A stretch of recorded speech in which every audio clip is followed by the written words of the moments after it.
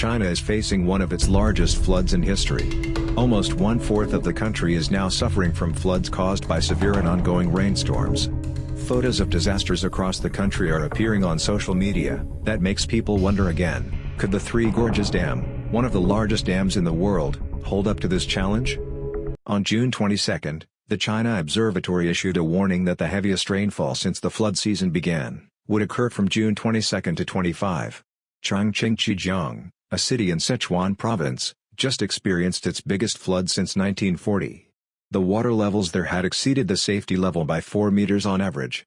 At least 40,000 residents have evacuated. The ongoing rainstorm has brought suffering to at least 6 provinces in southern China. China has more than 87,000 dams and one of the world's largest dam, the Three Gorges Dam.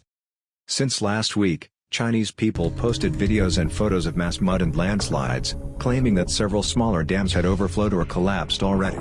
However, Chinese officials denied this and claimed that the dams were working fine.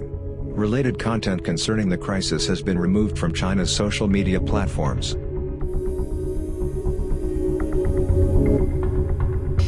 Three Gorges Dam once again become the focus of attention. Beijing's official media reported on June 21 that, on the previous day the flow of the dam had increased to 26,500 cubic meters per second. When compared to the day before, there is an increase of 6,000 cubic meters per second. The current water level in the reservoir is close to 147 meters, exceeding the flood control limit by nearly 2 meters. The only source of information for the dam is via China's official channels as the area is under strict military control. Former China water expert, Dr. Wang Wei Luo said, the CCP had claimed the purpose of the dam was to control flood, but its real purpose was to generate electricity and to be able to claim the so-called world's largest dam. In the beginning, many Chinese scientists refused to support the project because they were worried about the feasibility of the flood control mechanism. However, they were suppressed by the CCP government and were silenced for years. When asked if the Three Gorges Dam could possibly collapse, Wang Wei Luo replied, "The risk is always there. China has the highest rate of dam collapse in the world, more than double the world average, because of 3 reasons: dam design errors, poor engineering quality and operational errors." He said, the government had kept a low profile, but no matter there is an immediate risk or not, Chinese people have the right to know the truth, and the words from scientists should not be hidden or suppressed. According to GIS calculations, if the Three Gorges Dam collapses or floods at 100% capacity, the flood will reach Yichang in half an hour. The water in Yichang will flow at a speed of 65 km per hour, for at least 4 hours. Yichang will be submerged under 20 meters of water. The loss of human life in Yichang alone will be 500,000. The peak of the flood will reach Wuhan within 10 hours and Nanjing within a day. It is still too early to predict how many casualties could be caused. Some opinions also noted that the world is calling for the investigation on the origin of the COVID-19 pandemic, and many evidence points to Wuhan. An investigation of how this happened to the world. Out of common sense, and I think in Australia's national interest. However, if the Three Gorges Dam collapses or floods at full capacity, Wuhan, where the P4 laboratory locates, will be flooded and critical evidence could be destroyed. In 2014, Chinese media reported that over the past 20 years, Chinese people had handed over approximately $63 billion to the Three Gorges Dam. At least 16 million people have been displaced from their hometowns, and 10 million of them are living in poverty. In terms of river ecology, the free-flowing waterways have been cut off, plants have died, fish cannot migrate and reproduce, and many cherished species have been lost, including many indigenous species. Despite huge costs, according to an official report, the amount of concrete poured and the amount of steel frame used in the main body of the dam is about 1,000 cubic meters to only 16.5 kilograms of steel, which is equivalent to inserting 80 pairs of chopsticks per cubic meter of concrete, far from the standards expected for such a large project.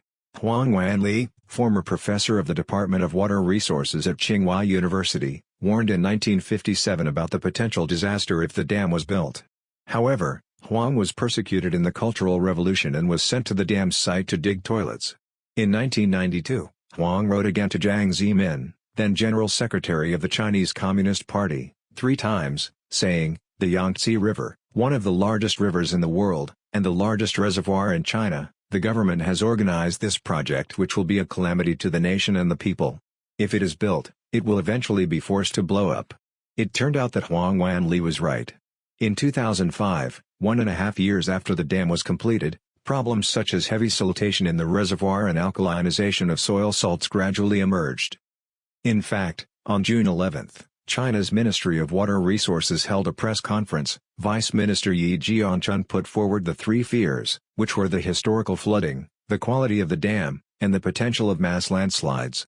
He also said that the existing projects can protect against the floods since the founding of the country, but the risk of the superflooding is beyond level. This is the first time that China's official department admitted the uncertainty of the dam's capability. What Chinese people fear is not only the dam failure.